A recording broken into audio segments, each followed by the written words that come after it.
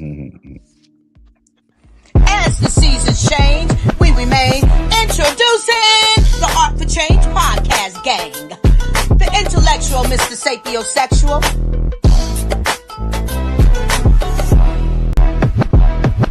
That's all you gotta do, be you.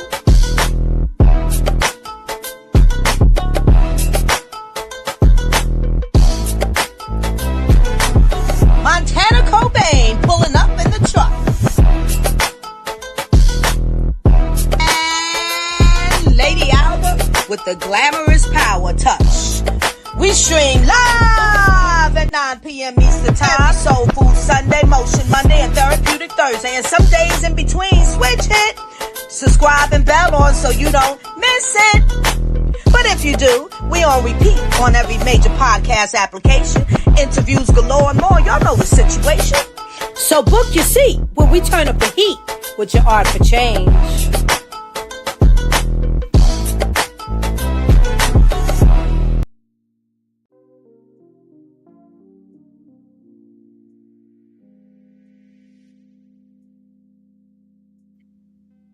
Yes, y'all.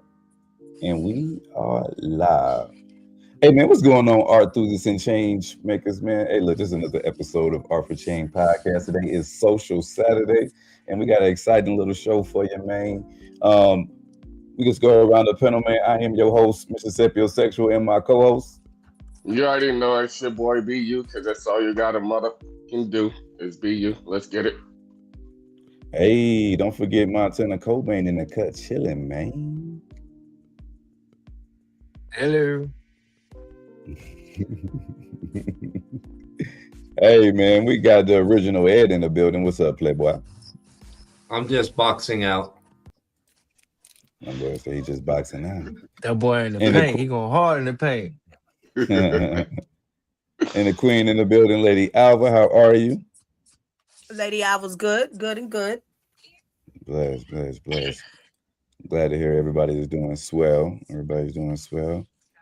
Did everybody hear about the I got you with that.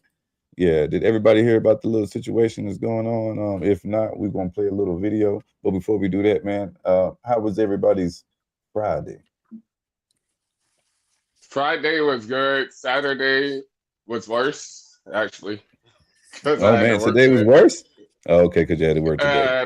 Yeah. But you got that money there. You got that money today, though. They got a salary. Yeah. That shit don't matter. Yeah, that shit don't matter. You're right. I stand corrected. Yeah. But the good thing about it is my guys got paid because they're right. So that's the only reason I came in. I'll be in work tomorrow as well. So they get paid and they're happy, which they'll take care of me in the long run. So that's all you care about, right? Yep. Yeah, that makes absolute sense. Yes, sir. Lady Alva, man, how was your Friday in today? It's a good Friday. Productive. No complaints. No pun intended, because it was Good Friday. It was Good Friday too. It was Good Friday. Yeah, literally, right? No pun intended. Yeah. Yes, it is the Passover weekend, ladies and gentlemen. Yes. Montana Cobain, man. How was your Friday and today, sir? Friday was some bullshit. All right. See, I got placed on this thing called office standby. So when you office standby, you report to the yard, but then you supposed to go help somebody. Well, I got to the yard. Motherfucker give me a sticky note. Hey, I need you to run this route. The driver can't clock in until 6:30. I came up here to help, not to go to work. Like, I came up here to be a helping hand, not to be day hand. So it kind of backfired on you, huh? Yeah, man. I brought my PSP and shit, because usually when I'm off a standby, I'll go back to the car and go to sleep for about 2-3 hours. So they call me and be like, oh, I need you to go help out this driver and such and such, such and such. Okay, cool. So I'm ready to go take another nap. You know what I'm saying? But yeah, so Friday was bullshit. That happened, and then I got to one stop to where they had the stupidest policy ever. Like, you got to break down the pallet full of all the commodities, right? Yeah. Scan it, and then build a pallet, take it upstairs, up the elevator, and then put it in piece. Put the product in certain parts of the kitchen. Oh wow. So Mm. you Yeah, break a lot down the of- pallet, build it right back up, because I can't. You know what I'm saying? The way the warehouse loads the pallet, you can't scan everything, and then you Yeah. got other stock mixed in with it. You know what I'm saying? So you got to break the bitch down, put all of, you know what I'm saying, all let's just say stock 5. You put all stock 5 on one pallet. Then you gotta take that one pallet upstairs, and then you gotta put it to wherever they want it at inside the kitchen. Had to do that 3 times. So dry products, cooler products, and freezer products. Piss me off. I know it did because it take time. Yeah, it's very time consuming. You know what I'm saying? Supervisor called me, he was like, "Hey, what's going on, man? You were doing good. You kind of fell behind." I said, "Yeah, because this bullshit here. You ain't tell me I gotta break a pallet, build a pallet, then go deliver a pallet. What the fuck? What we do this at?" He's like, "Oh man, you on Dave?" He was like, "You on David's route?" I said, "Yeah, yeah, I'm on his route. Where's David? Me and David gonna talk."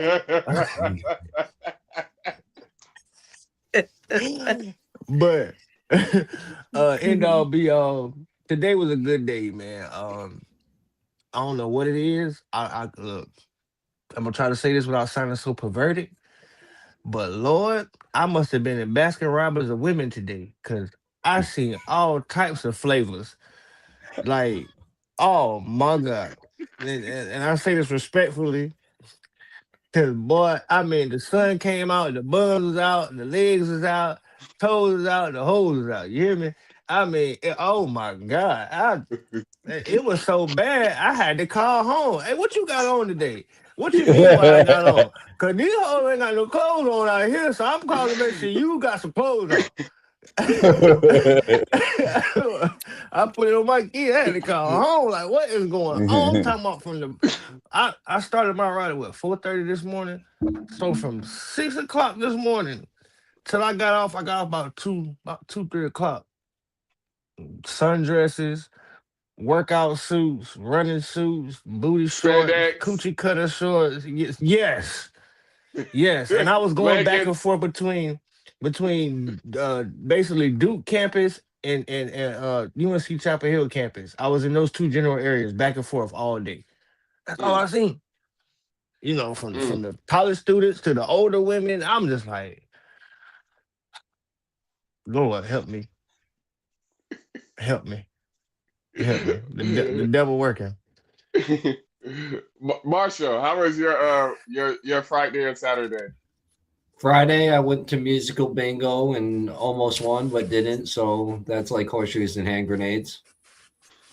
Musical bingo. Hold on. Before you continue, what's musical bingo? I never heard of that. For real. What's It's that? bingo, but it's music songs, and if you get the song, it's marked on your bingo card until you get a bingo.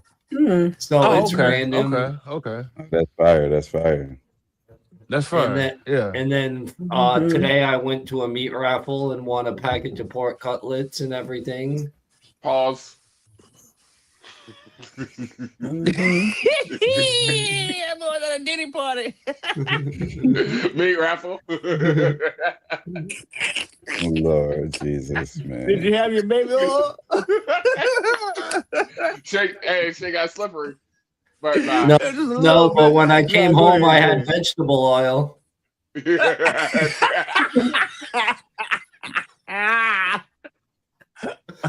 All right, I'm good. My bad. Oh man. Y'all are silly. What am I gonna do with these children? Hey, was it pure or was it canola? Canola. I can run a video, mister. Yeah, play the video, bro. Y'all are silly. All right, so we got a video for y'all, ladies and gentlemen. And after we play this video, we will get into our topic of discussion. Once this video plays good enough to where everybody can understand what we're going to discuss, I will cut it off if it if it is not the entirety of the video, y'all be all right, because it is someone else's content. We do not own rights to this content. I'm just sharing this content because all the information that I want to share is already on his page. So make it easier. Easy work for me.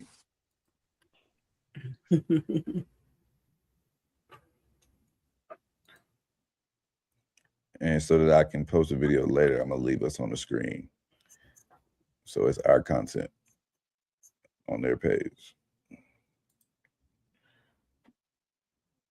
We have a bombshell new legal case on our hands. The alleged robbery and kidnapping of rapper Gucci Mane. This case should serve as a warning to others who believe that using violence and intimidation tactics to rob others in our community is a viable way to conduct business. I'm here to say that it is not, and that if you choose to do this, we'll bring you swiftly to justice. Wait until you hear not only the allegations, but the evidence, surveillance, Instagram accounts, fingerprints. It is something to say the least. We have the criminal complaint that lays out everything, and we're going to break it all down for you right now. Welcome to Sidebar, presented by Law and Crime. I'm Jesse Weber.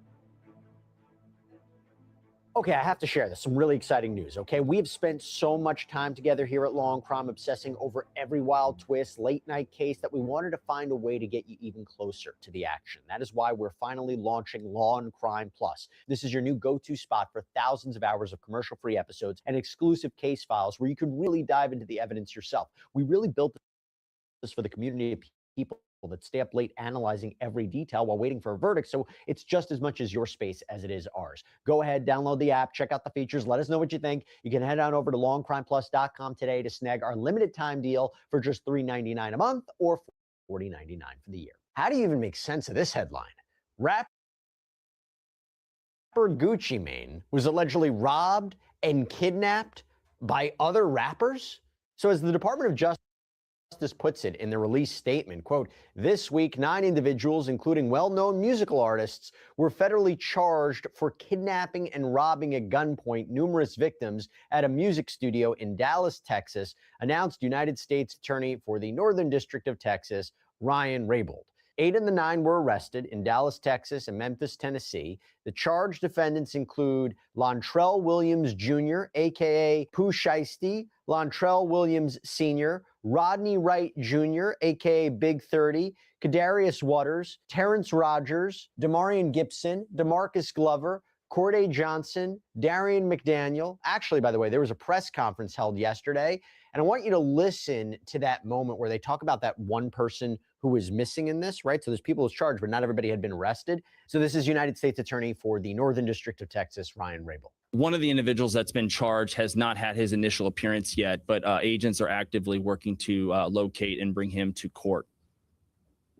And I wanted to touch on that actually. Eric Bushman with KRLD. Since there's one person you're still trying to get to come in, I guess it's on the arrest because it's initial appearance. You said that you're trying to work out. Because you're going public with this, are you afraid at all that that's going to hinder eventually getting an individual in? Agents are working to find him. The complaint has already been unsealed, and a number of these defendants have had their public hearing already, their initial appearance, and so it's already out there that this individual has been charged, and so that information is in the public record. But I trust that the agents will be able to identify this person and find them and bring them to justice. Of course, that person can turn themselves in immediately. And I have a 32-page criminal complaint that was filed in the United States District Court for the Northern District of Texas that I'm going to break down for you as simply as possible. I want you to know the allegations, the potential evidence, the parties, okay? Gives you an idea about what this case is about. And I got to say this before I even get into it. You're going to understand after I go through this why these individuals were arrested in light of this alleged evidence, but all of them are innocent until proven guilty. I got to say that because, again, you're going to listen to this and you might be saying, wow, the evidence against them is arguably really bad, but nothing has been proven as of yet. Okay, with that caveat, let's get into it.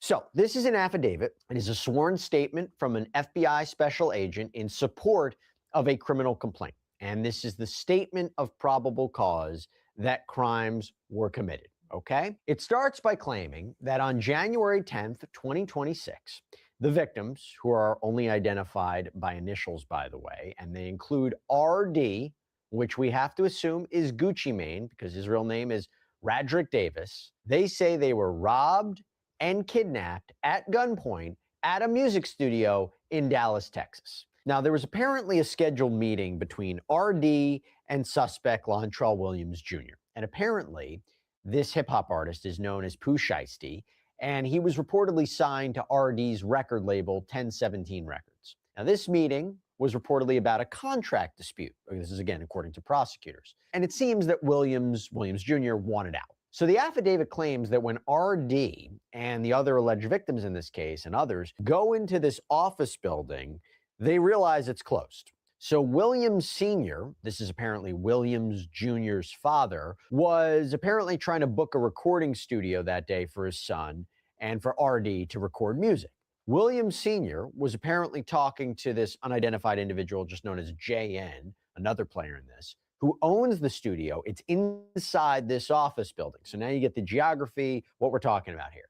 So the affidavit includes apparent stills from surveillance footage that arguably shows Williams Sr. speaking to someone on the phone outside the building. I'm going to give you a little preview here. There are a lot of stills in this criminal complaint. And by the way, that helps corroborate the details. It helps corroborate the timeline. It helps corroborate the events that are laid out when you have purportedly time-stamped stills of this surveillance video. Now, an assistant reportedly arrives to help with production at 3:39 p.m. that day, and the affidavit claims that this father and son duo, the Williams, is arguing with somebody on the phone, okay? They're arguing. And I'm going to read you this verbatim. Quote, at approximately 3:43 p.m., Williams Jr. and Williams Sr., Wright, Johnson, Waters, Rogers, Gibson, Glover, and McDaniel entered the east side of the office building. The target suspects walked through the lobby area of the office building before going inside the studio. One individual with a dreadlock hairstyle, later identified as Gibson, can be seen on video exiting the office building and shortly thereafter returning with a bag slung over his shoulder. Again, embedded in this complaint are the apparent surveillance stills, okay? Now, the affidavit claims they go into the studio where the victims were, the alleged victims were, and there are stills, by the way. They included the studio lobby, the control room, the recording room. And at one point, it is alleged that Williams Jr., who was, by the way, I was blown away by this detail, was allegedly wearing an ankle monitor, okay, goes to speak to RD privately about the contract. I'll talk about the ankle monitor in a second. But there is allegedly an argument, and it ends up with Williams Jr. being accused of taking out a black AK-style pistol and pointing it at RD, allegedly demanding he sign the contract release paperwork. Now, RD allegedly complied, signed it. Again, we're assuming this is Gucci Mane. And there is the claim that RD, seemingly Gucci Mane, was not allowed to leave as he was being held at gunpoint. There are allegations that Wright allegedly recorded RD signing the paperwork and being forced to say he released Williams Jr. from the contract. And then afterwards, it's alleged that Williams Jr. took RD's wedding ring and watch and earrings and cash. I do wonder if they have that video. Okay, I do wonder if they have that.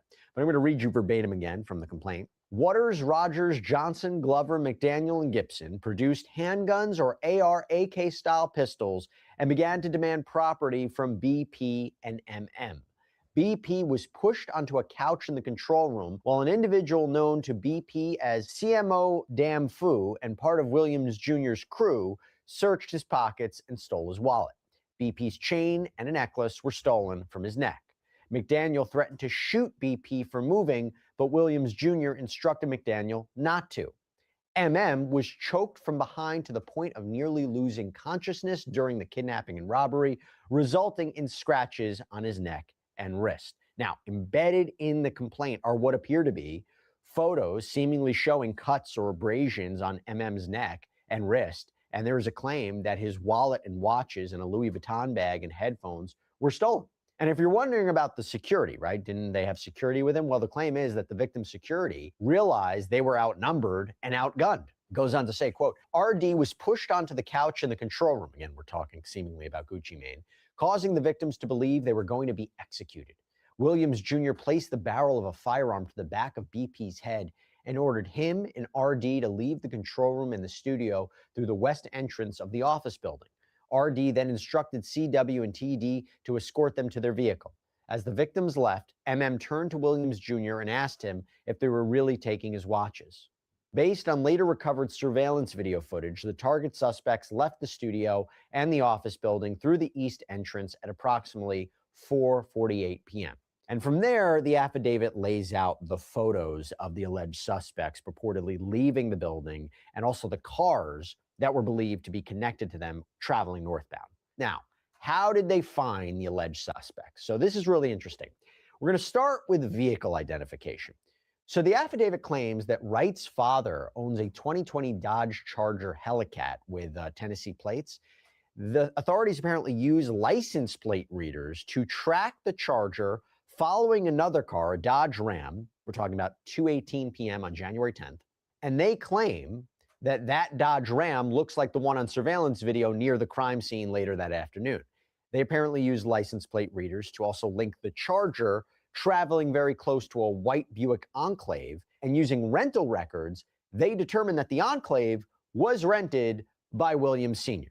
Let's go to electronic location monitoring. Remember when I said the ankle monitor for Williams Jr.? Well, apparently, he was serving a sentence for federal drug and weapons charges. Home detention, had to wear an electronic monitoring device. So they're able to use location data from that device to seemingly track his apparent movements near the crime scene. And then the affidavit claims that Williams Sr. and Williams Jr. went to a Staples store earlier in the day. Why? The allegation is to print off the contractual release paperwork, which again was a key part of this whole alleged dispute and incident. Now, the feds say surveillance video and GPS data put them there. Cell phone records. You know these are always key in a criminal investigation, right? I'm going to read you verbatim what it says. Stay with me. This is a big part. Investigators obtained cell phone records for Williams Jr., Williams Sr., Wright, Johnson, Waters, Rogers, and Gibson, and telematics location data and records for the Dodge Charger Hellcat and the Dodge Ram. Records indicate Wright, Johnson, Waters, Rogers, and Gibson traveled together from Memphis, Tennessee to Dallas, Texas in the Dodge Charger Hellcat and the Dodge Ram. They left Memphis on January 8th, 2026 and arrived in Dallas in the early morning hours of January 9th, 2026. The data from Glover's electronic monitoring device aligns with these cell phone records. On January 10th, 2026, from approximately 2:28 p.m. to approximately 2:46 p.m., Williams Jr., Williams Sr., Wright, Johnson, Waters, Rogers, Gibson, the Dodge Charger Hellcat, and the Dodge Ram were in the area of the Windrose Tower, a location Williams Jr. resided prior to moving. They all traveled together to the area of offense location, meaning the crime scene, arriving at approximately 3 p.m. The data from Williams Jr.'s electronic monitoring device and location information for the Buick Enclave align with the cell phone records. Williams Jr., Williams Sr., Wright, Waters, Rogers, Gibson, the Dodge Charger Hellcat, and the Dodge Ram traveled together from the area of the offense location, leaving at approximately 4:50 p.m. to the area of the Star in Frisco, Texas, arriving at approximately 5:07 p.m. Look how exact this is. Williams Jr., Williams Sr., Wright, Johnson, Waters, Rogers, and Gibson utilized towers with coverage that includes the Star until approximately 9:30 p.m. The data from Williams Jr.'s electronic monitoring device and location information for the Buick Enclave aligned with the cell phone records. Wright, Johnson, Waters, Rogers, Gibson, the Dodge Charger Hellcat, and the Dodge Ram, I have to keep repeating it because I think it's important that you identify the different parties here and the different sources of location, traveled together from the area of the Star in Frisco to the area of the Comfort Inn, where they remained overnight. Williams Jr. and Williams Sr. remained in the area of the Star overnight. Goes on to say, cell phone records indicate that on January 13, 2026, Wright, Johnson, and Waters traveled together with the Dodge Ram from Dallas, Texas to Memphis, Tennessee. So, if these allegations are true, you are seeing firsthand in detail how difficult it is in 2026 in an urban environment to commit a crime and not be tracked. This is a digital world, digital prosecution, and it can be very tough for defense attorneys to argue against the reliability of this data, particularly if you're combining different forms of data, cell phone with surveillance, with GPS monitoring, right? But you Let's heard clip the it. Comfort Inn, by the way, according to the affidavit. The Comfort Inn records confirm, or allegedly confirm, that Gibson paid for 4 rooms at the hotel. So now you have Let's financial talk about records, it. documentation. Investigators let's talk reviewed about it. surveillance footage from the Comfort Inn and observed Wright Johnson.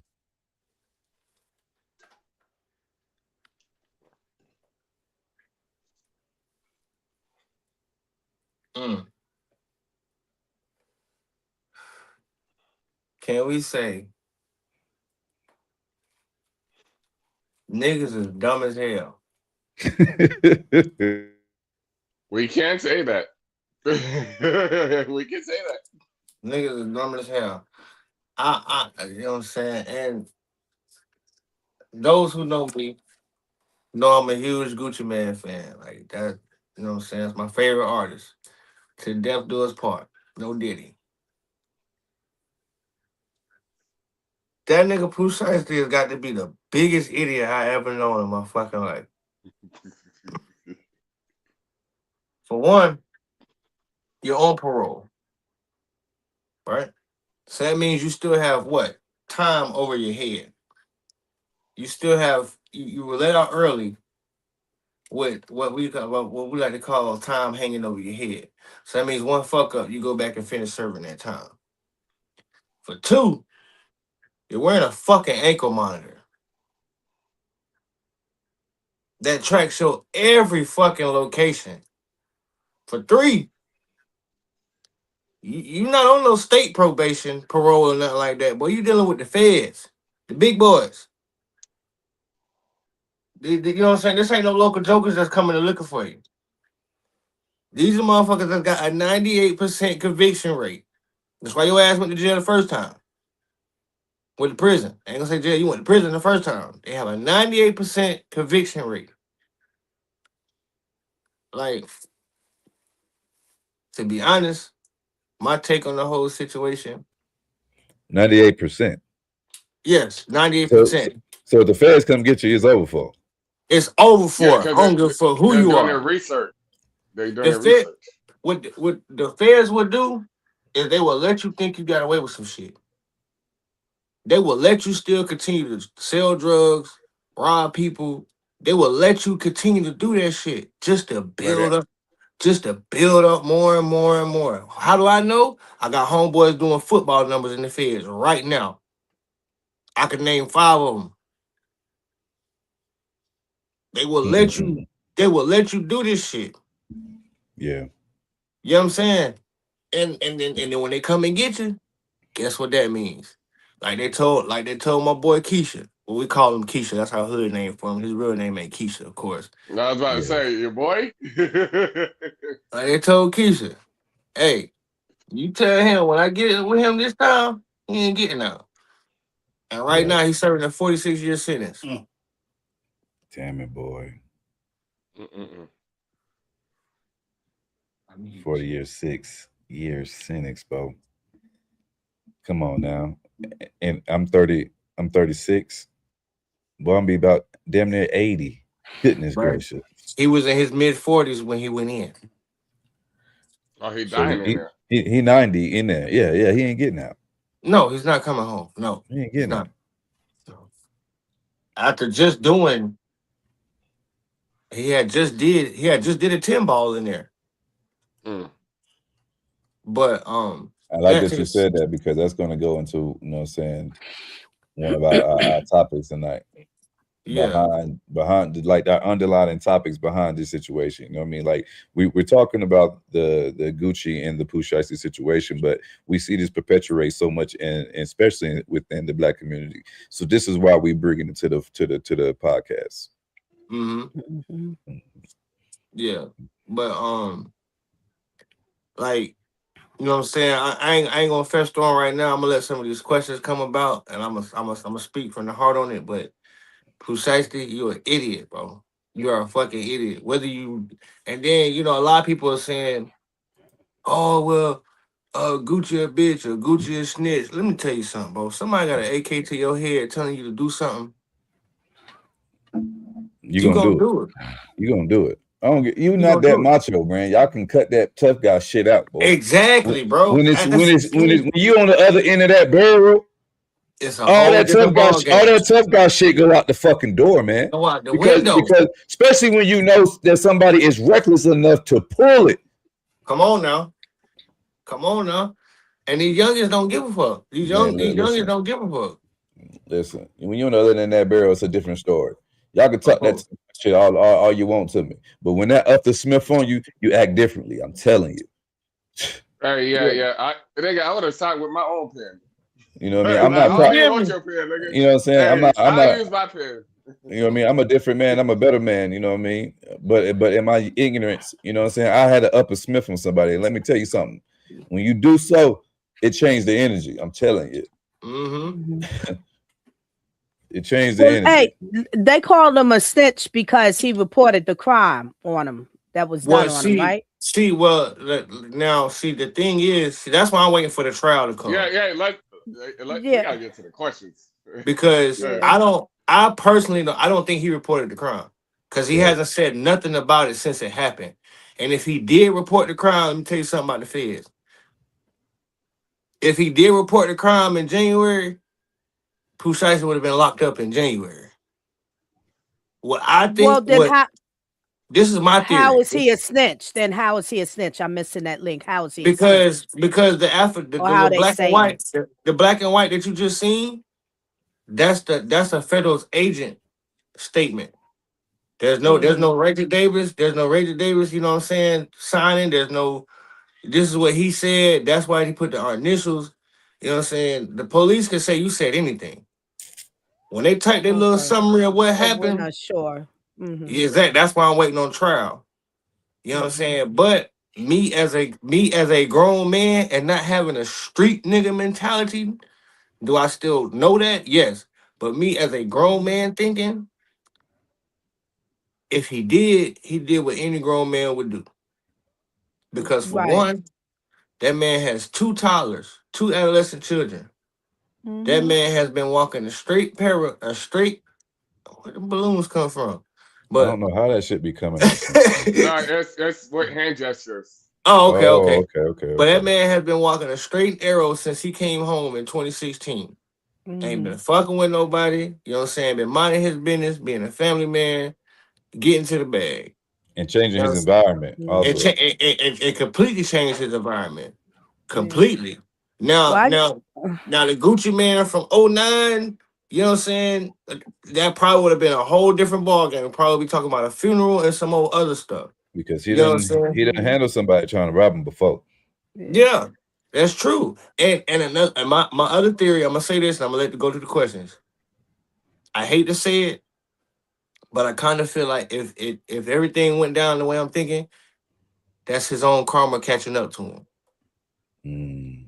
Because it has been publicly known that Gucci Man is a robber. Mm-hmm. It's been publicly known for years. He's robbed a couple people. He's robbed a couple people in the music industry. For a fact, I know Sean Paul of the Youngbloods. He's robbed French Montana. He's robbed some other prominent figures down in Atlanta. He's been known as a stick-up kid. That's why a lot of people didn't like him and mess with him when he first came into the music industry because they knew of him as a robber and a jack boy.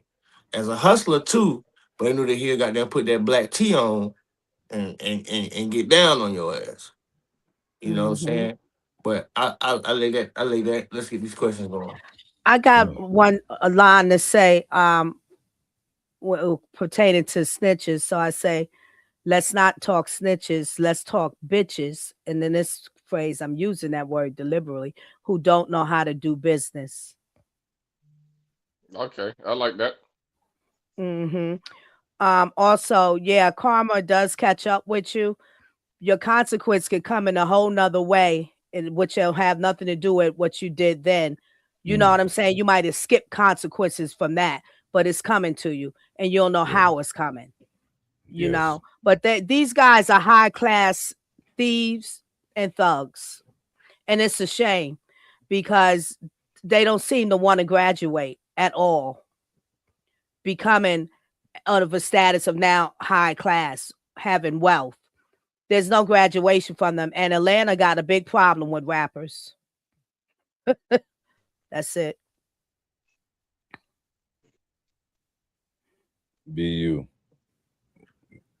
What you got? Let's.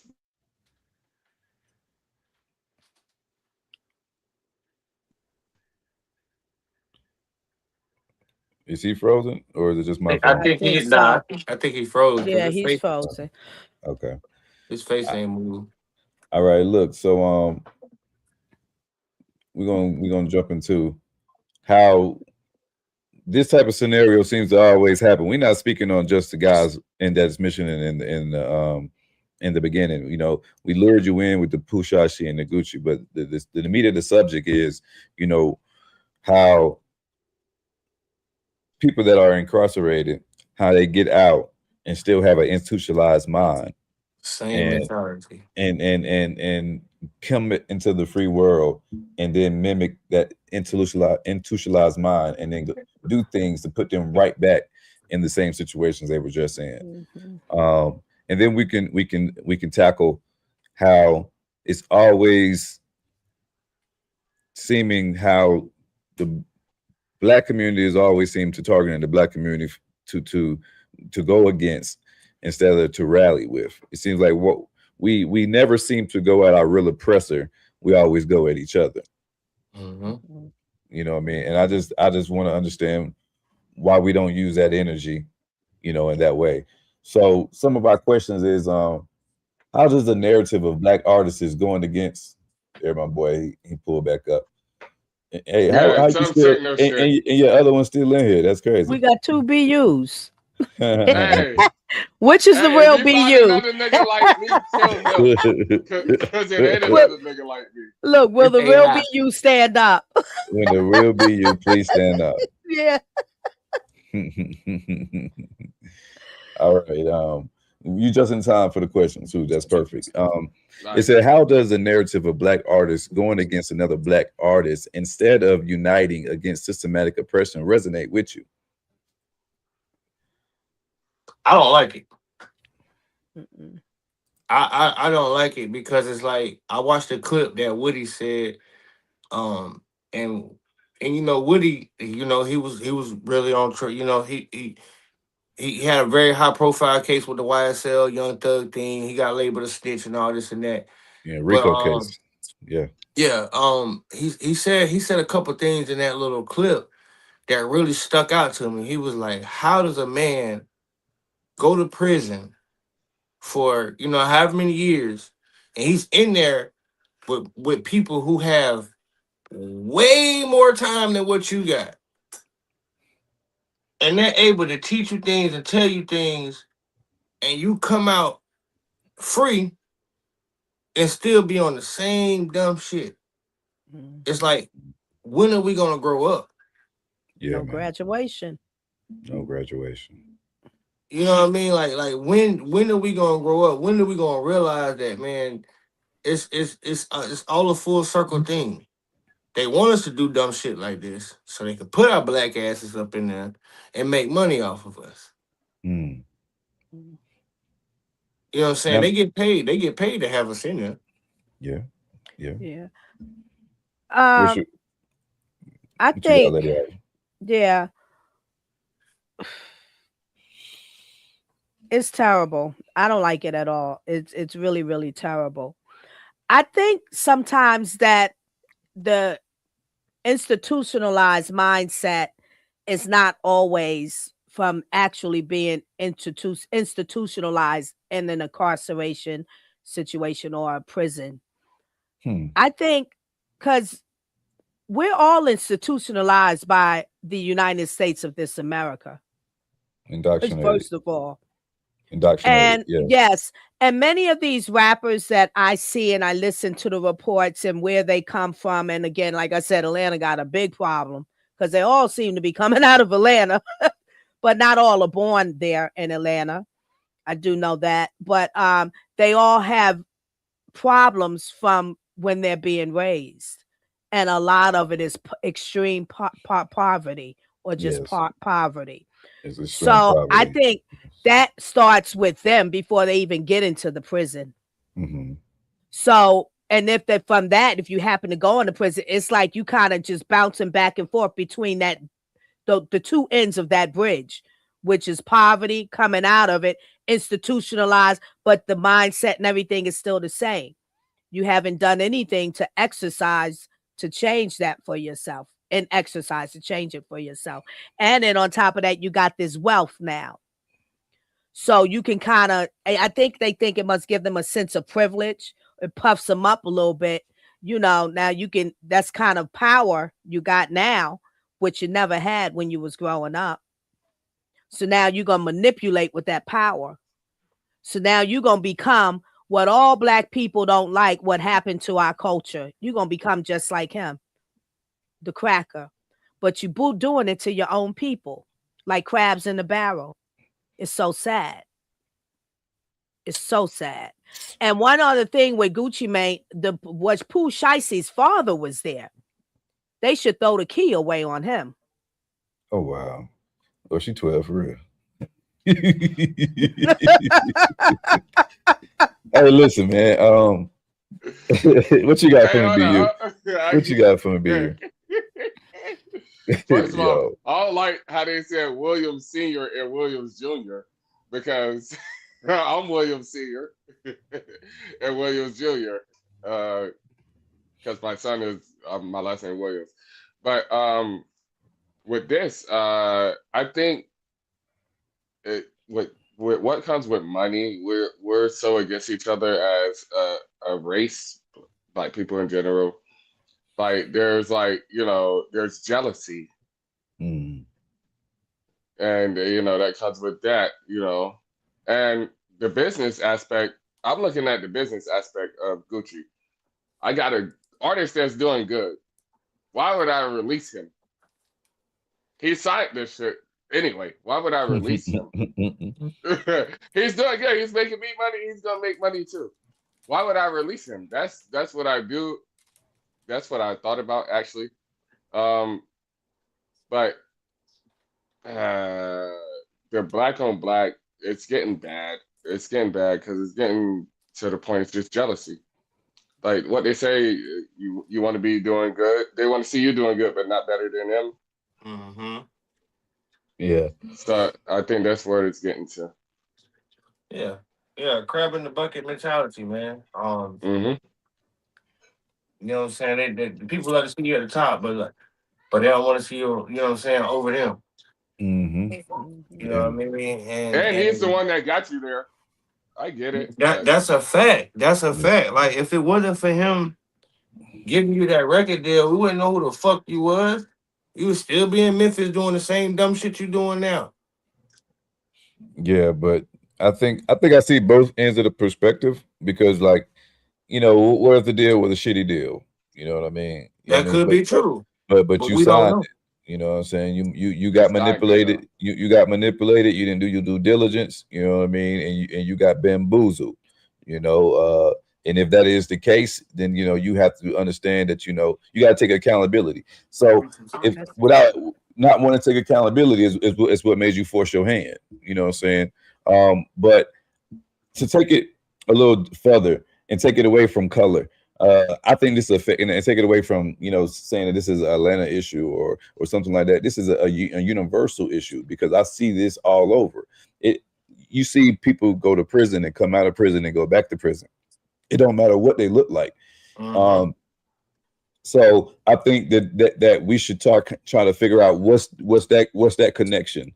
It seems to be that, and I think the original Ed can collaborate with me on this, that prison or jail is never a position or is never utilized to actually rehabilitate anyone.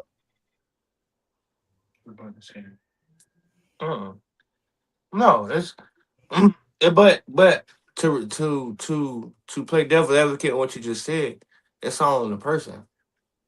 Absolutely. I agree. What you got, Marshall? Ed, what you got? It's on the person, yes, but there's got to be plans in place in their programs and everything, and there's not enough programs. It's basically just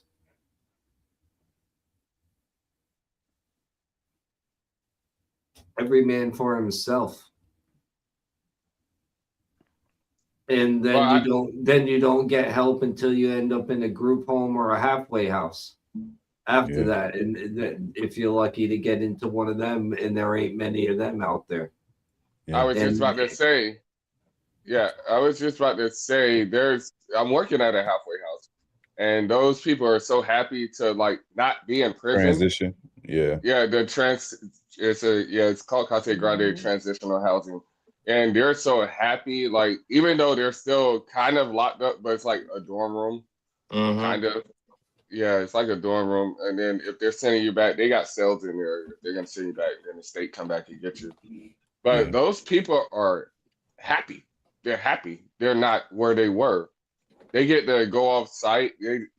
Obviously, they got curfew and everything, but they get to go. They got bus passes. They get to work, make their money. The state takes, I think, half of their money. So when they get out, they got money. So they're not just going to the streets and stuff like that. I just learned that this year, literally. So while working at this place. Yeah, but every institution is not like that though. Everybody don't go through the halfway program. Yeah, they don't. You're right. They don't. Right. But before you even got programs and stuff like that, you got old heads in that motherfucker that would tell you the right thing and teach you the right way.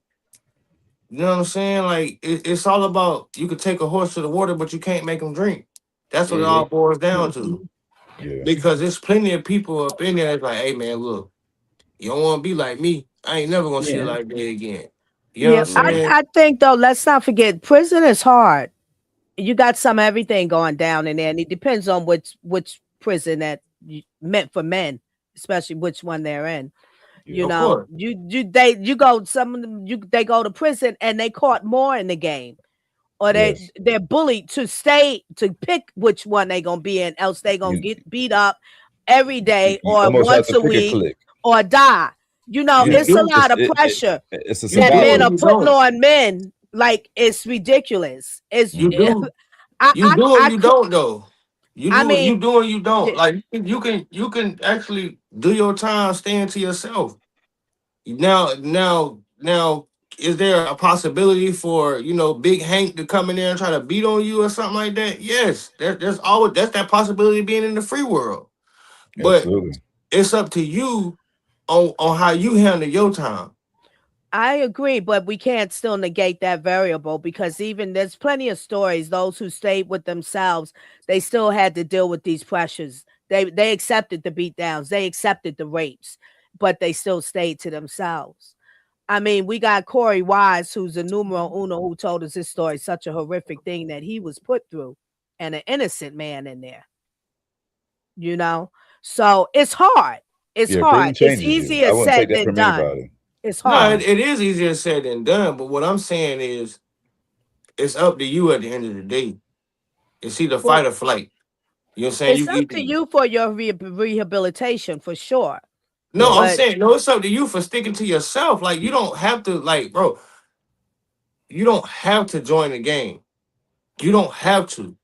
You don't have to continue to do dumb shit. I get what you're saying, Lady Alpha. Some men are weak. They scared. They may seem hard on the outside. They go in there. That's where all of that facade is gone, because they ain't with their homies. They in there by them. They weak. Well, they I'm scared. sorry. I can't speak from the mind of a weak man. I'm sorry. I can't speak from the mind of a weak man. Well, you know what I'm saying? Many. There are many. There are. Trust me. I've met them, seen them. I know plenty of them. But I can't speak, you know what I'm saying? Look at me. I'm a small stature. You know what I'm saying? Like, I never done a prison bid, but I've done county bids. You know what I'm saying? I was locked up in Virginia. And nobody that came to that door was I gonna know. But the whole time while I was in there, I stayed to myself. And by me staying to myself and, you know what I'm saying, walking the straight and narrow, that opened up others to fellowship with me and like, oh man, you know what I'm saying? You don't bother nobody, da. But I mean, what I'm saying is, man, like, you don't have to. Now, if you are in one of those prisons that's like, because prison changes from the East Coast to the Midwest, from the East Coast to the South to the Midwest, and then out west.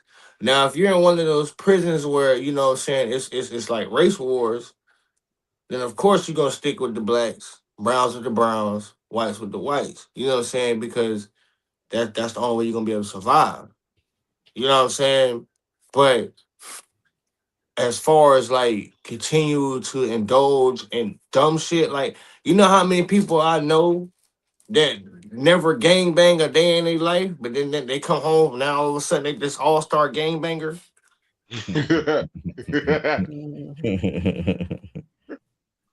Yeah. Now you big this, you big blood that, you know what I'm saying? Like, come on, man. Tangled web. No, it's not a tangled web. It's a show of bitch assness. You couldn't stand up for yourself, so you had to go get click up. You had to go. You know what I'm saying? Do this and do that. Yeah, some people don't know how to be by themselves. Some people are afraid to just be by themselves. They don't even know what that is. I agree with that. I got a deeper. We'll do that on another show because like I really don't even think like the concept of prison or jail is helping anyone. But that's you know, that could be for another subject. But moving right along, in what ways do you think the music industry culture contributes to the conflicts that we see like this? I mean, listen to the lyrics. They're pushing it. They're glorifying it. They're pushing it. Oh, let me sign C Murder Worder. He's talking about killing all his friends. Let me sign him. He's gonna make me millions of dollars. Send them to prison. They got insurance on them. Send them to prison. Yeah. What we talking about? What we talking about here? He's gonna sit in jail off of them 5 hit songs he done made. I'm gonna continue recouping my money off of him, and I'm gonna go find D Murder now. And then D Murder gonna make some songs, and then his dumb ass gonna get locked up, and then it's just a revolving door. You know what I'm saying? What you think about that original, Ed? They're absolutely right. Yeah. There's nothing I can say. It's absolutely right. Mm-hmm. It's promoted. It's promoted. It's glorified. Yeah. And it's promoted to the youth. Yes, it's promoted to the youth. The impressionable minds. Mm-hmm.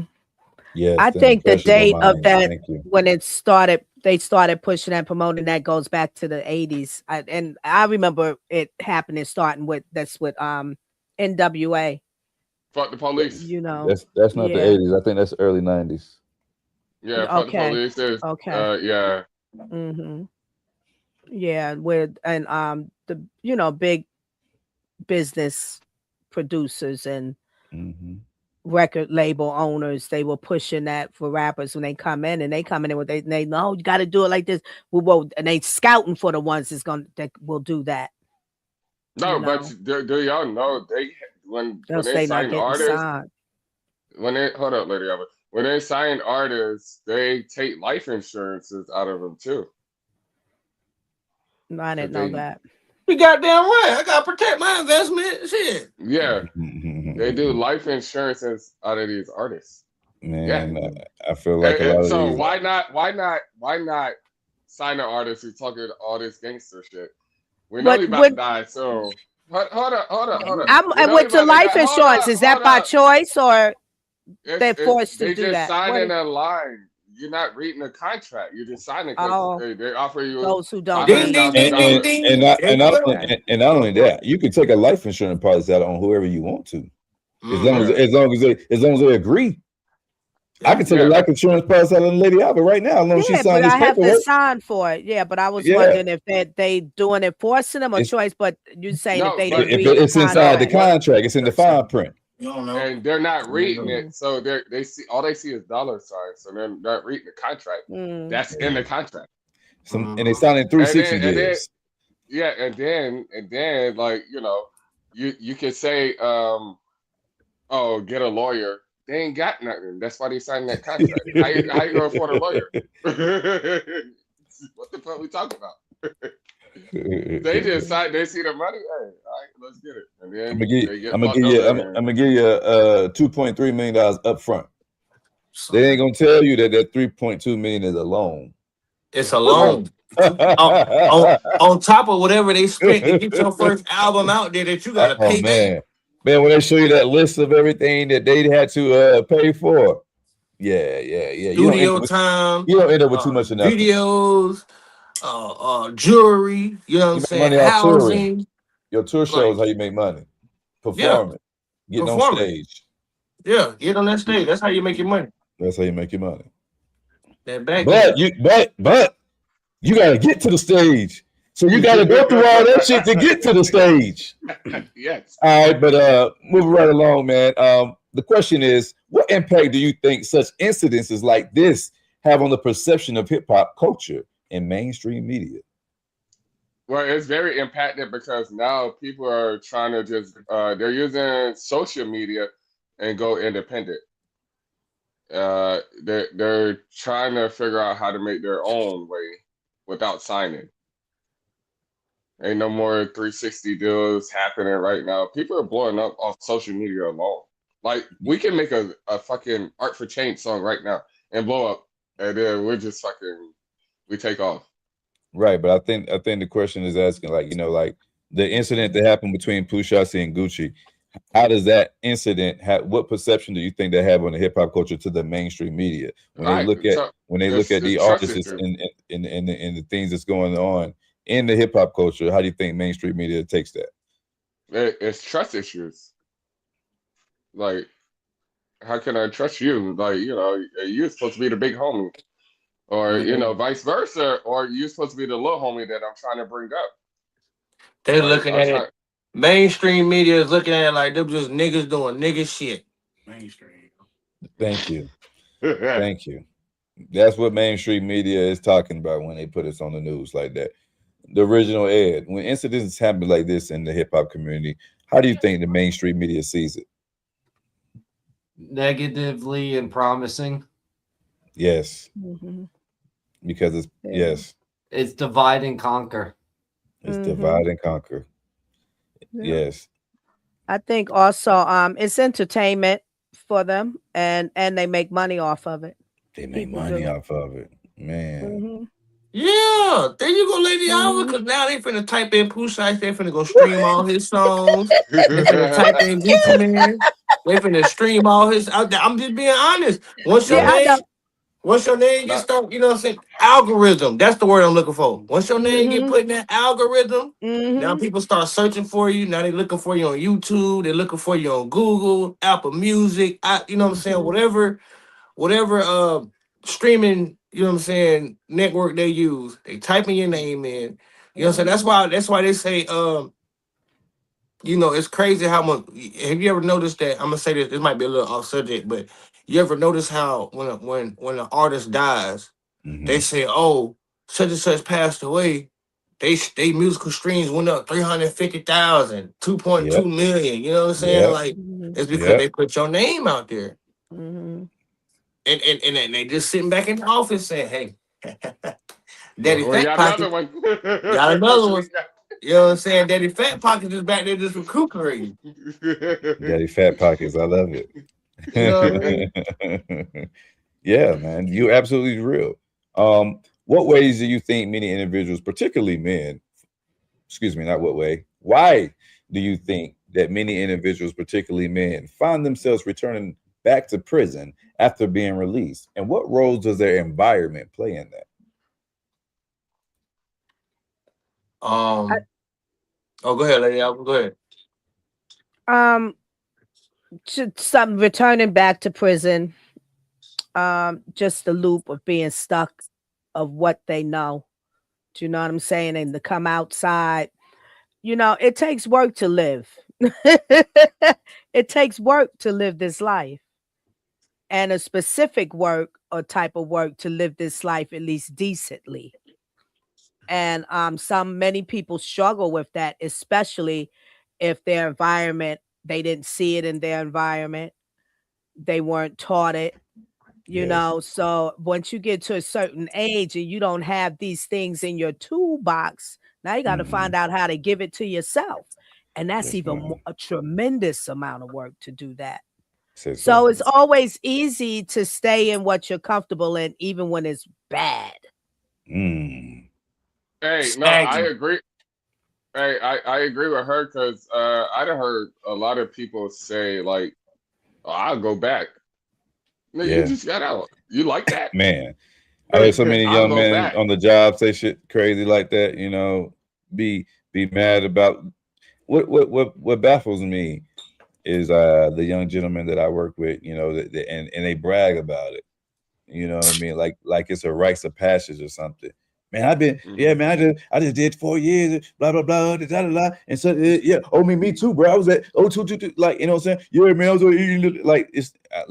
like, it's almost like it's cool now. You know, it's like to the young fellas, it's like, if I don't go to jail, I ain't gangster enough. I ain't cool like enough. You ain't got your stripes, but it's like badge of honor. Since when did going to jail become cool? When did going to jail become cool? Thank you. Talk to me. Like I love fresh air. I love, you know what I'm saying, going to sleep when the fuck I want to go to sleep. I love being able to watch TV when I want to watch TV. Ain't nobody finna tell me when to go to bed, when to get up, shit, shower, and shave. You know what I'm saying?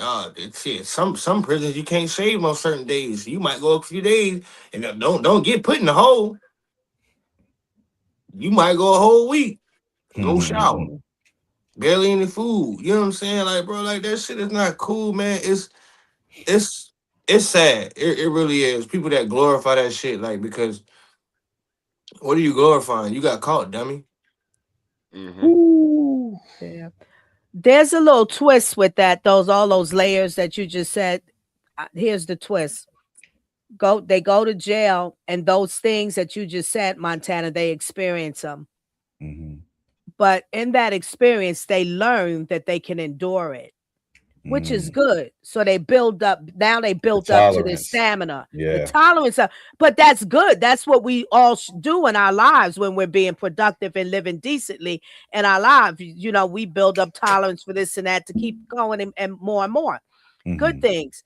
But some of them come out with that build and they don't know what to do with it.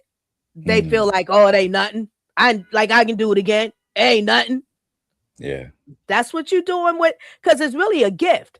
That incarceration that you just went through, that extreme pressure and pain and lack of control you had over your life, you went through it. That's a gift for you to have gone through it. Now what you gonna do with that, that got built up in you? You're supposed to bring it to the world and do something good now. But they don't. Some of them don't. The original Ed, why do you think many individuals, particularly men, find themselves returning to prison after being released? What roles do you think their environment play in that? I think it's exactly what Lady Alva said. It becomes what they're used to, and it's easier to do what you're used to doing instead of doing something new. It becomes their new normal. There you go. I agree. There you go. I love it. Montana Cobain, man, how can communities better support returning citizens to avoid falling back to old patterns? I'm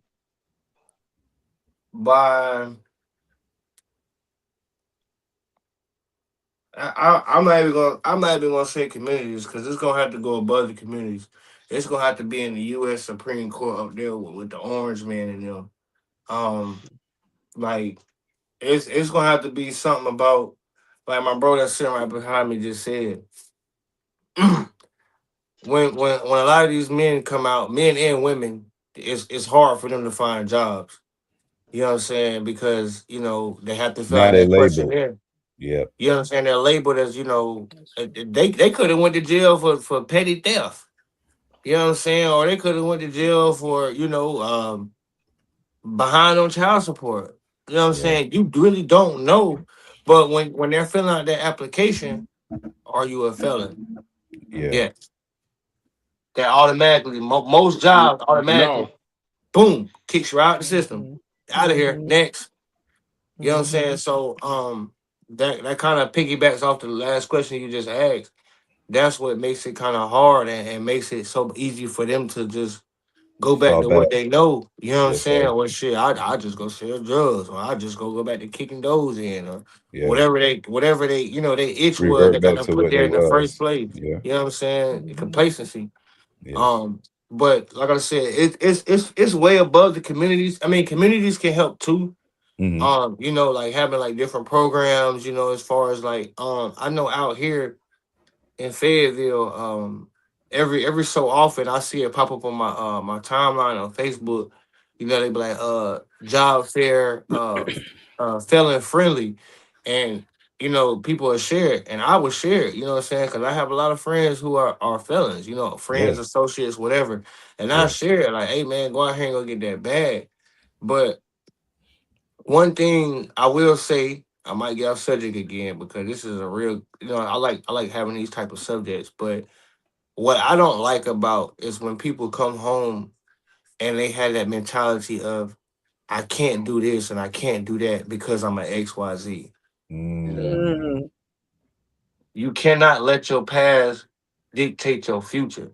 I don't give a fuck what you did in your past Say so. Say because so. I personally know felons who have a very bad background and are fucking millionaires, thousandaires, business owners. You know Yeah. what I'm saying? They might have restaurants, food trucks, whatever, like because they didn't allow their past to hinder them from what they are chasing and what they are choosing. And they Yes. also had that mindset to get out here and go get it because ain't nobody else gonna give it to you. Ooh. Ding, ding, ding, ding, ding. Yeah, man. Absolutely. I love it. I love it. I think my opinion for that is the same thing like Montana said, man. It needs to be more opportunity. I feel like if a brother did his time, especially, I mean, come on now. I did 20 years in jail. Then I gotta come out and do 5 years of what's that Parole. Probation or parole. No, parole. Parole is when you get out of Parole. jail. Then I gotta do Yeah. 5 years of parole. And not only, and I mean, I gotta check in, keep coming in, doing all these things. And then not only that, now I did my 20 years. I'm on parole, and I'm still has this label on me. Why do if I feel like if I did my time, the label should be released.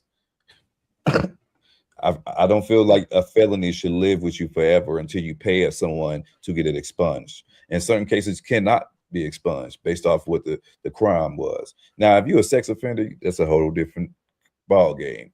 You know what I mean? I have a different opinion about people who put their body parts on children. That's a different opinion. That's a whole You different probably ain't gonna conversation. make it out if you. You know what I mean? Probably ain't gonna make it out. But I'm speaking mostly for petty crimes. You know what I mean? Mhm. Or like a guy you can scam and somebody and that's a felon. You're not a violent person. You just are con artists. You know what I mean? So things of that nature. You know what I mean? I don't think if you know what I mean. People who Martha Stewart is a felon. You know what I mean? So I just want you to put it in perspective. You know what I mean? Our president is a felon. Our You know what I mean? president is a fucking felon. The orange You know what I mean? man is a I just want goddamn to put it felon. in perspective. You know what I mean? I feel like once the cases are over, once you did your time, once you did your probation period, once you pay back your restitution, I feel like any labels on you should be dropped. And I feel like that should be the easiest way. That should be your hand back into the community. And whenever we have to have this scarlet letter over us the entire time after the crime is already committed, it prevents us from being able to get back into a normal active community. You know what I mean? Then you got to take jobs that hire felons. Then you got to start your own, networks and own businesses. Most of them have to start their own businesses because they can't find a sustainable job with that title on. Mm-hmm. No, that's real. Unless you have money, unless you are from a different hue, or you have a different financial backing and support and family, Right.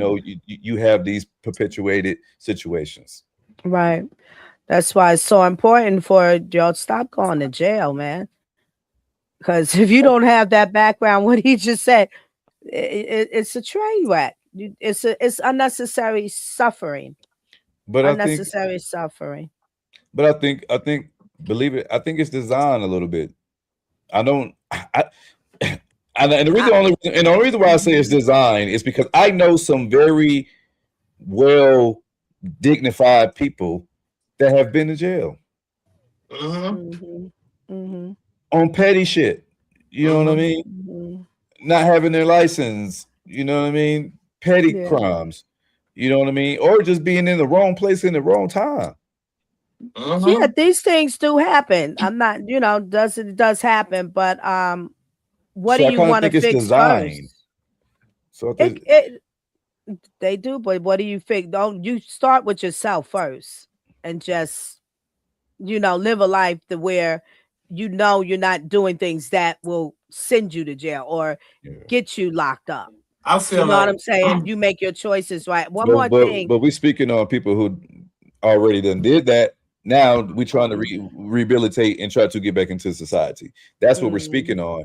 People about who've been in jail and came out and went back. That's what the conversation is. So we can't even talk about people who hasn't been or you shouldn't have did nothing to get there because that's not the conversation. The conversation is people who have been to jail and revert back to doing something that put them back in there.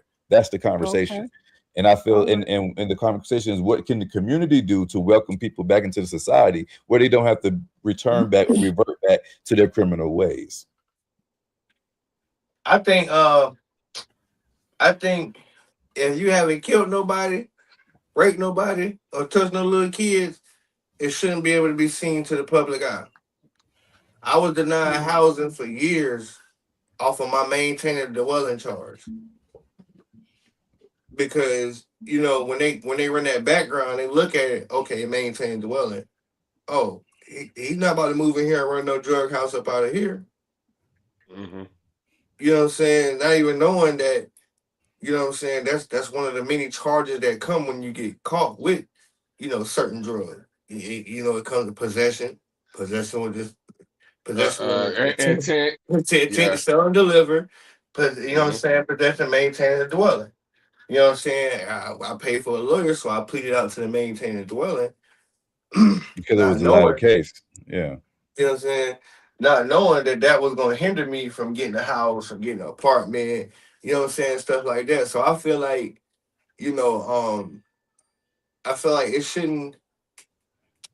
shouldn't be available to the public as easy as it is. Like a background on your background check, stuff like that. You know what I'm saying? Like if you haven't killed nobody, raped nobody, or touched no little kids, it shouldn't be able to be seen to the public. I agree. With not even especially if after you done did your time. Public. You know what I mean? Yeah. After the case is over, the case is dismissed, the case is dropped. You did whatever you did your probation or you done did your time, whatever the case may be. After that, everything should be dropped. It shouldn't be seen. Yeah, facts. I feel like it should only be seen to a judge in the event you are a habitual offender. Period. That's what I'm saying. Okay. Super high official. Yeah. Okay, so some people, with that being said, some people feel like, but if you never committed the crime, you wouldn't even have to be in this situation. Do you know what I'm saying? So from the front, some people feel like that. Respect. So it's kind of, which way do you go, George? I want to say, as far as parole and probation, you can be incarcerated and come out on probation. Parole, to my knowledge, from what I know, maybe it differs from state to state.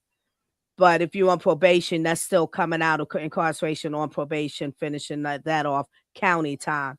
If you're incarcerated and come out and you're on parole, that's because they flipped you to state time. Okay. Thank you for but regardless, if you violate any one of those, you're going back to jail or prison. Regardless. Absolutely. If you violate any one of those. But I think I would like to say my only answer to that question, Mr., is and y'all, I'm gonna start from the front end. That what the community could do and start doing like now is teach the young people, teach your children teach them the laws and teach them what consequences will go along when you break this and that law.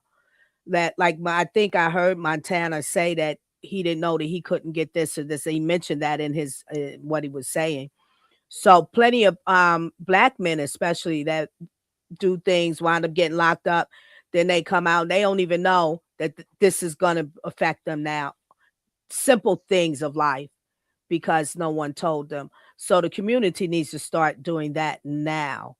So it will hopefully deter, if you commit a crime, a simple misdemeanor, that might go against you getting an apartment of your choice. you know. So, yeah. I've been on probation before. Yeah, me too.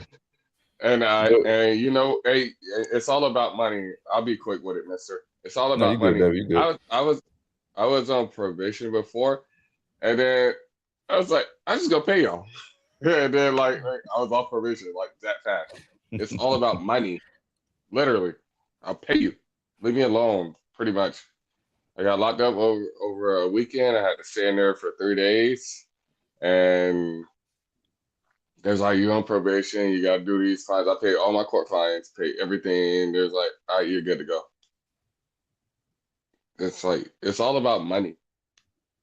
Absolutely. Yeah, no, it's definitely got a lot of money to do with it now. Yeah. Definitely got a lot of something to do with it, man. Hey, so the original Ed, my question is for you first, and then everybody else can answer the same question. I mean, we're gonna go around the panel with it, but you're over there quiet, so I want to get you engaged in these conversations. So, my question for you, man, is what is the psychological effects on someone who's been incarcerated for an extended amount of time? Psychosis,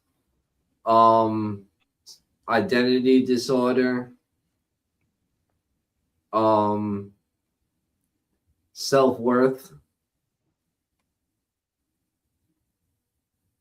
just to name a few. Just to name a few. Yeah, absolutely. Paranoia. Yes.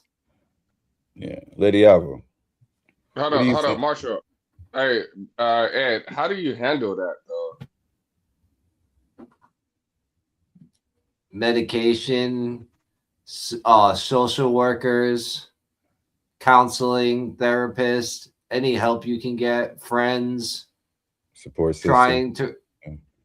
system, your peers, your family, if they're still around, anybody that's still around, because a lot of the times when you're incarcerated, you are committed or something like that, a lot of people don't want to have anything to do with you, so you don't bring them down or don't want to be involved with you anymore. So your circle that was smaller gets smaller. So sometimes that goes back to what we said, and people getting into their old ways is because a lot of people turn their back on somebody that was in that situation.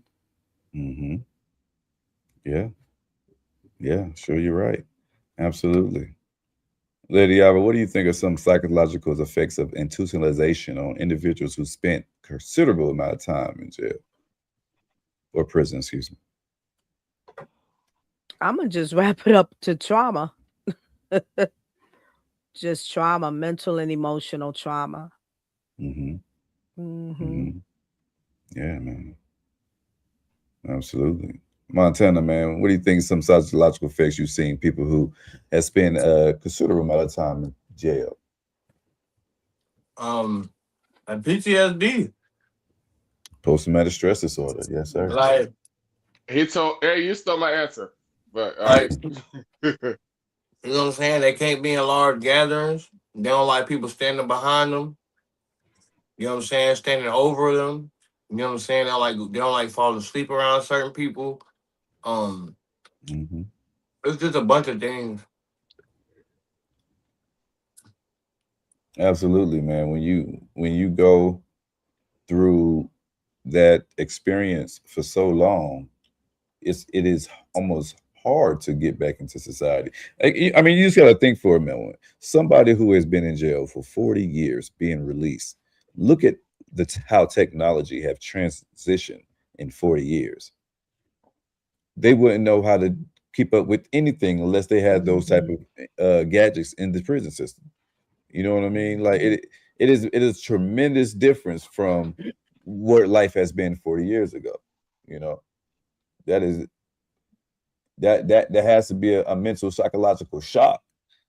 You know what I mean? To step into this world and everything about this world is different now. You was being told when to sleep. You was being told when to eat. You know what I mean? So now you have to come into this world, and now you have you're so institutionalized that you may need to somebody to tell you when to sleep and shit, or sleep or whatever. You may find yourself mimicking and doing things that you was doing while you was in prison, sleeping in corner tight spots, or having to have certain things to be able to feel comfortable. Calmness may feel like chaos, because you're so used to the chaos. And that's a real statement. That's a truthful statement. I got a homeboy right now. Whenever things are going right and going good, he's got to create some chaos. He's got to, you know what I'm saying? Like no matter what the fuck it is, he got to either fuck something up, fuck somebody up. Like that's just him. And I asked him that. I said, bro, like you just. He was like, man, I don't know. I just can't. When things are going too good, I'm like, man, hell no, fuck that. You know what I'm saying? Now he does, you know what I'm saying? You know, to his defense, he does have some mental things going on upstairs. You know what I'm saying? But you know, he's still an everyday, you know what I'm saying? I'm not saying that to degrade him or say he's not, you know, the average person or anything like that, but he be like, no, fuck that. Like, nah, like something ain't right. I gotta shake the room. You know what I'm saying? I gotta stir some shit up. Yeah. To backpack off of what Mr. said in technology, you ever see the Shawshank Redemption? Yes, I have. Yes. You know, near the end of the scene where you got that old guy, he gets out of prison and he's working at the grocery store and his hands don't work and everything like that, and he ends up committing suicide. I think suicide is another downfall. Yeah. Because they feel like they can't get back and adapt to society. That's true. Yeah. That's true. It could be overwhelming. You know what I mean? Because the world is moving such a fast pace now. But you can tie prison into being in the military as well. PTSD. Yeah. You can tie both of those together because they're telling you what to do, when to do it, when to go to bed. I done been through it. Marshall knows. This is juicy. Go to bed. Come on now. Like, it's just like prison. And now I'm serving the country. But you're treating me like I'm in prison. Come on now. Yeah, you're a number. Yeah. You're a number. At the end of the day, you know what I'm saying? You're a number. Like, how can, you know what I'm saying? Like, imagine somebody, let's just be hypothetical here. Somebody who went away in the 90s. And they come home right now. It's motherfucking cars that's out here driving their motherfucking selves. You know what I'm saying? It's cars where you ain't even gotta grab the door handle. You just wave your hand, the door open. You know what I'm saying? You got the whole. They used to have the big cell block goddamn computers. You know what I'm saying? Everything is right there on your phone. Yeah. Not only that, bro, you can wear your phone across the screen and pay for something. Fuck you talking about? Yeah. nigga ain't no wallet no more. Everybody's tap pay. When the last time you put your food stamps card on out? a card now? Food stamps used to be on paper. They used to give those on paper. Yeah, man. BU, that hit me like really heavy. It's sitting with me deep. You said how you related that with prison, military. In my mind, I call it training. That's what I'm calling it. Training.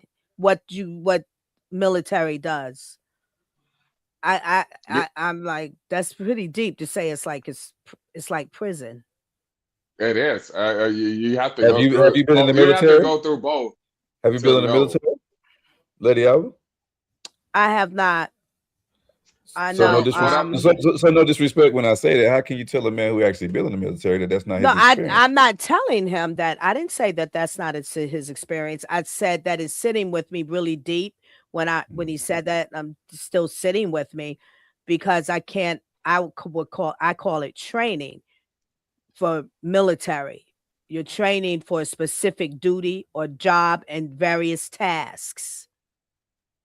You're not training in prison. You're just being controlled.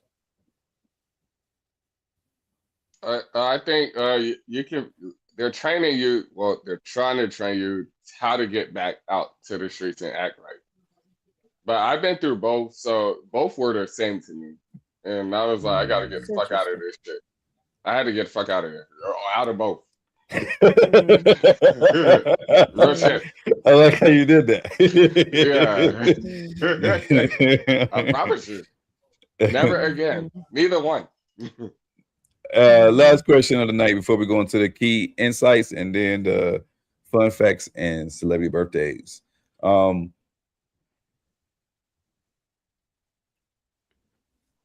What are some of the constructive dialogues that we should be having about accountability and about community support in the wake of such incidents? Constructive dialogue for accountability, I'm gonna say, is you don't know the stretch of your consequences. You don't always know. So before you make a choice to do something, know that you might be accountable for it for the long run, not just for the short run. So think before you do something, choose properly. What was the next part of that? Community support. Community support. We need that. What about it? What else is attached to that? It said, I'll read the question over one more time. Thank you. It says, what are some constructive dialogues that we should be having about accountability and community support in the wake of such incidents? And also attached, accountability is important. You have to be accountable for your actions or your steps. If you don't want to be accountable, then don't do things that you don't want to be accountable to. Community support is always needed, in our lives daily. And my simple motto, you support each other in the community by just when you see one another, just say good day. Start there. All right. I gotta answer. It answers both questions at the same time.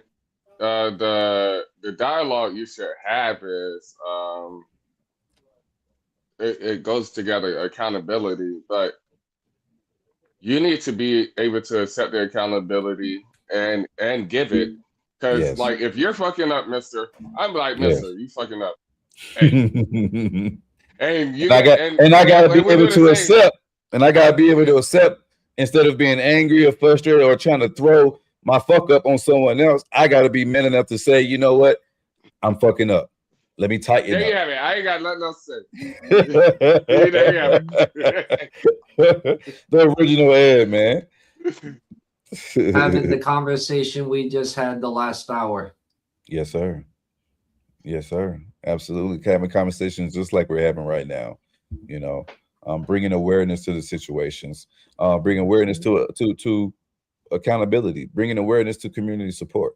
I think we need to understand that, we have to take back our communities. We can't leave it into the cities and these officials and these mayors or whatever, and the county commissioners. We need to be those foot ground soldiers in our community. We need to have more mentorship, more big brother programs, and we need to start snatching these young men up and showing them some actual genuine love, because a lot of what's going on is because everybody lack the guidance and everybody lacking love. If men are being absent, men are not being fathers.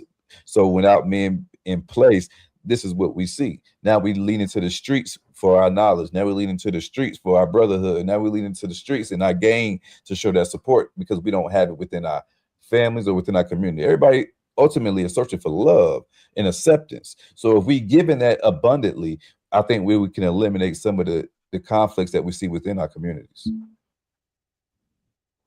Not only that, I like what my bro just said.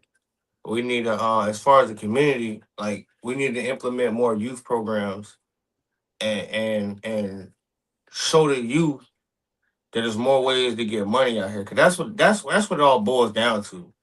It boils down to the love and the drive and the desire of having money. You know what I'm saying? That forces people to either want to hustle or rob, steal, you know what I'm saying, or do whatever it takes to make some money. So if we can get, if we can get our hands on these youth and show them that there's more ways to make money out here.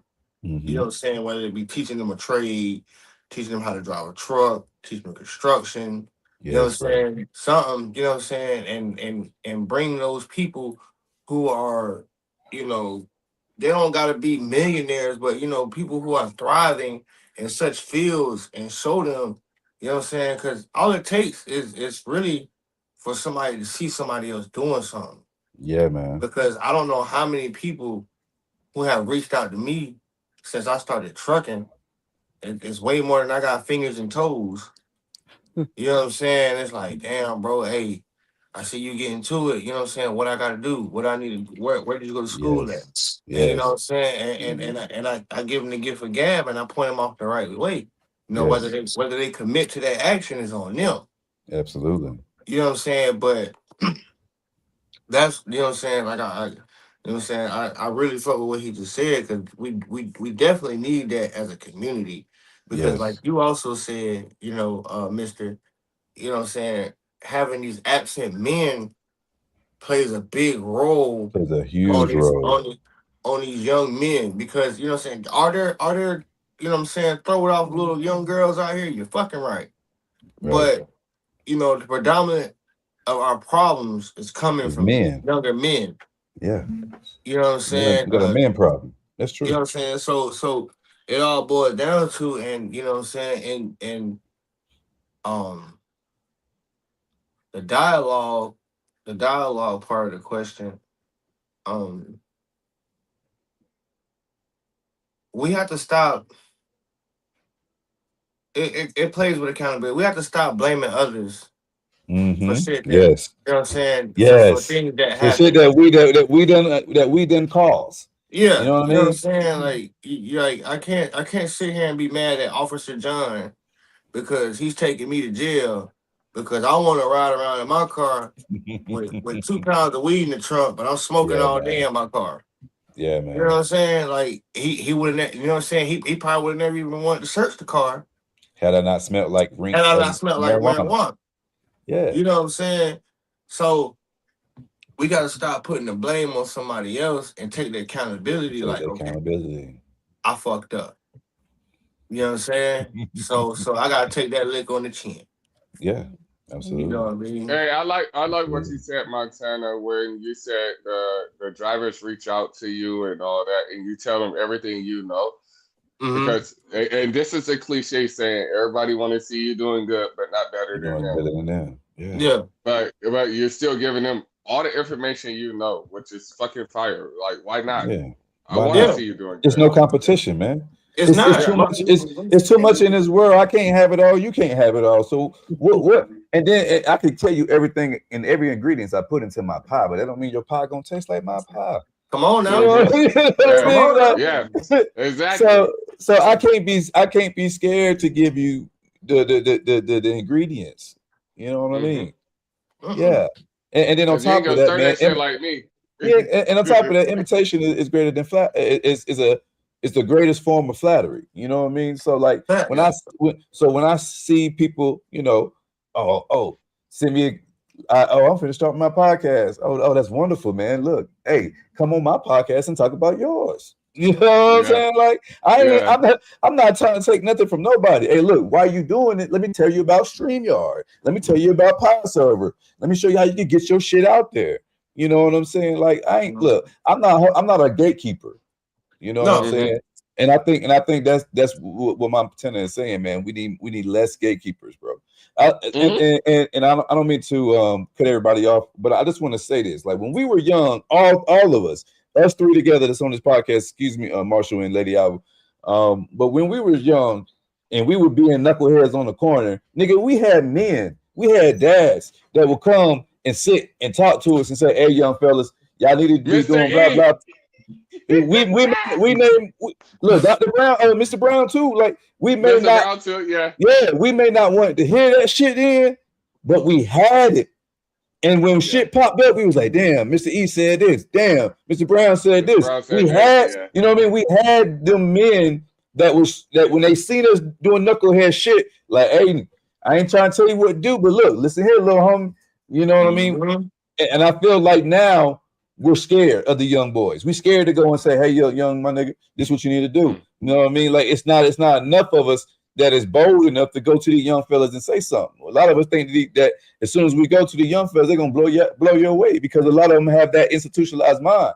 But when you come, but fear it evades everything. You know what I mean? And when you scared of the motherfucker you trying to motivate, how the hell can you motivate them? From Mr. From what I see, you don't have those men anymore. You don't have enough of them in the communities anymore, in the Black communities. No, man, we don't. They broke down. Yes, ma'am. Some of them you can't even describe them as men. I agree with that. A lot of men have women characteristics because a lot of us have been raised by single mothers. Well, I'm not just saying that. I'm not meaning it just that way. Women character. I mean, you can't describe them as men. The man is not existing. He's still a boy, or addiction has stripped him of his manhood. You know what I'm saying? That's what I mean. The man is not existing. You see a person, you see a male body, 40-year-old boy, but you don't see a man. 50-year-old boy, 40-year-old boy, 30-year-old boy. I think, and that's the effect too, with not having that. How can we build these different programs and stuff? You don't have the proper people to facilitate them. I disagree with that though. You know, and you got too many predators. I'm just saying from this perspective, like we got to start. It's like we got to start from the bottom, really. We got to start from ourselves and build up. We got to start from our families and build. Yeah.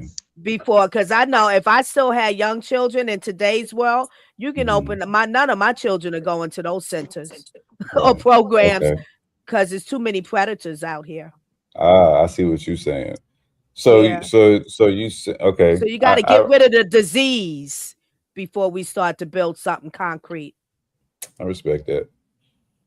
I respect the perspective, and I think it may be people that feel that way. So I'm glad that you expressed that. You know, but I think slow money is better than no money. So I feel like you have to start somewhere. You know, absolutely. So I think that if men started being men more, you know, and if we started in our communities, then we can work our state, then we can work our nation. You know what I mean? Then we can move to, you know, universal. So like it has to be in house, like you say, Lady Alva. I had no takeaway from that. But if you don't mind, Lady Alva, do you want to read the key insights before we go into the fun facts and the celebrity birthdays for today? Oh yeah, let me get to the space. I lost my space on my page. Key insights. Just start with number one. Yeah. Okay, after the questions. Okay, I got it. The incident highlights ongoing conflicts within the hip hop community, often fueled, right? Yeah. Okay, often fueled by systemic issues. Many individuals struggle with recidivism due to a lack of support and the influence of their surroundings. Artists have a unique opportunity to enact change and inspire their communities. Absolutely. Yeah. Use their platform in a positive way. Lady Alva, if you don't mind tag teaming with Original Ed with the fun facts and celebrity birthdays before we close out. Absolutely. You going first? Yeah. Frida Kahlo's legacy. A major exhibit titled Frida Beyond the Myth opened on this day in 2025, showcasing rarely seen works. Mobile revolution. On April 4th, 1973, Martin Cooper made the first ever mobile phone call, changing communication forever. Discovery Art Fair. The Discovery Art Fair Cologne begins on April 4th, celebrating emerging talents in the art scene. Andy Warhol's birthday. April 4th marks the birthday of the iconic pop artist known for his contributions to modern art. You're number 5 too, Lady Alva. Picasso Guernica, or I'll leave it there. This renowned painting was created in 1937 and remains a powerful anti-war statement.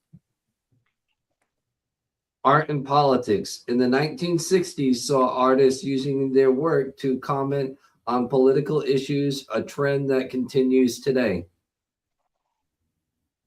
Mona Lisa's theft. The famous painting was stolen on April 4th, 1911, leading to a worldwide manhunt. Van Gogh's Starry Night. This masterpiece was painted in June 1889, but has since become synonymous with artistic genius. An art space. In 1973, NASA launched an experiment involving art in space, exploring the intersection of creativity and science. Banksy's identity. The elusive street artist's identity remains a mystery, sparking debates about anonymity in art. There we That's have dope. it. That's dope. Y'all do celebrity birthdays just like that. That was pretty. I like that. I like that too. I ain't gonna lie. I ain't want to stop him, but I like that. Celebrity birthdays on April 4th.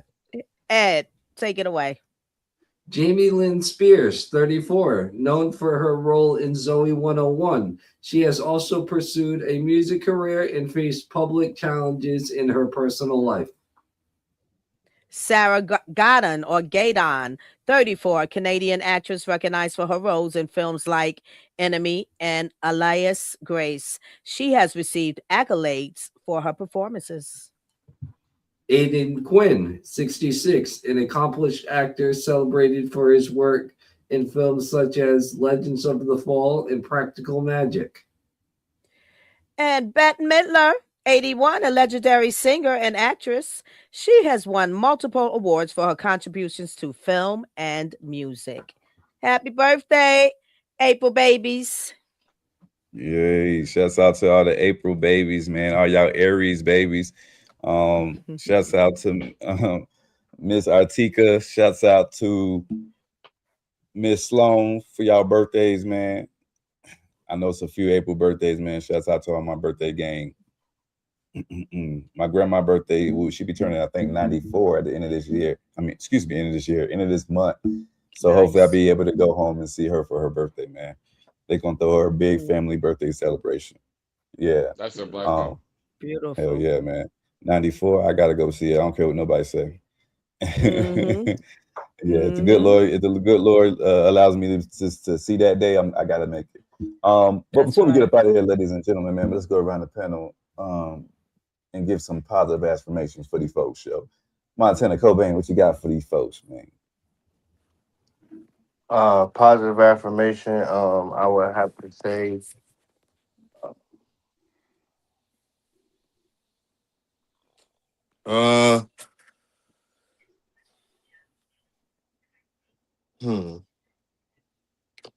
Never forget where you're from, or what it took to get you where you're going. Yes, sir. But don't let that define who you are. Ding, ding. I like that. I like that. Now you remember that, but don't let that define you. Don't let that be who you have to be. The original Ed. Positive affirmation before we close out, my brother. Do one, teach one. Do one, teach one. I love that. Lady Alva. Lady Alva, I like art that pops and sparks. Art that brings a change to my brain and helps to remove the stains so I can sustain. Okay. Hey, Montana, put your camera back on. Hey, speaking of sustaining, hey, positive hey, positive. Hey, your shit, your dread been sustaining the whole fucking time. That shit been sustaining. No, don't do that. What you got for the people, fool? What you got for the people, man? Hey, I got for the people. Speaking of sustaining again, hey, Art for Change been rocking for 1.5 years now. So what we talking about practice? Yeah, what we talked about? We've been rocking it. They doubted us. We've been rocking for 1.5 years now. So what man, we almost had 150 episodes, but don't quote me, you know. Yeah, hey, come on now. What we talking about? Hey, look, man. Hey, look, if you can dream it, you can achieve it. It's just like that. And also, man, don't let your past determine your future.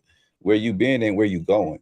You know what I mean? And that's what I got for you tonight, man. Listen, appreciate everybody locking and loaded with us. Don't forget to tell somebody about Art for Change, man. Don't forget to like, subscribe, hit that bell button so you know that when we go live. Now we are doing shows on Sundays, on Saturdays, on Tuesdays. Man, we may do a show on Wednesday, on Thursday. You don't know, man. So you just got to lock in. This is why you got to hit that bell. You know what I mean? It's straight up. Sometimes we may do an early show. We may do a late show. Sometimes we may have to align our shows with our guests. So this is why you have to hit that bell. You got to be subscribed. Look, if you go to our Instagram page, the official Art for Change podcast on Instagram, listen, I got some money to save you. You go to our highlight section, you go to Molly B's, 10% off her entire website. Make sure that Art for Change is in the promo. She has some delicious artisan cookies. Also, if you like Patriot water, you can go to their website and get you some bottles of Patriot water at a discount. 10% off the entire website just for Art for Change listeners. The well is Old Glory, man. If you like graphic tees and fan-based memorabilia, all you got to do is go to oldglory.com. Make sure Art for Change is in the promo. You get 15% off the entire website, and they have over 30,000 items. I mean, trust me, you're going to find something that you like. I'm saving you some money. We're giving you the game, and we're shouting out all the artists from any discipline of art. If you are an artist in discipline of art, you need a platform to highlight who you are or your talents. Listen, even if you just want to come and chop it up with the gang, get in our DM, hit us on our emails, and we will get back with you. We want to hear from you. If you are a professional, if you are a person that hear this podcast audio or see us on YouTube, and you feel like this is something that you want to be a part of, don't hesitate. Get in our inbox. Also, we are looking for a female co-host to fill up some of these rooms with all this testosterone in the room. We only have one lady filled with estrogen, so I want to give her some balance. So give her a teammate, if you will. So if you are a lady that's interested in wanting to be on a podcast, look, man, we will vet you and see if you are a good fit for us. Until next time, baby, Art for Change is the gang, and we out, baby.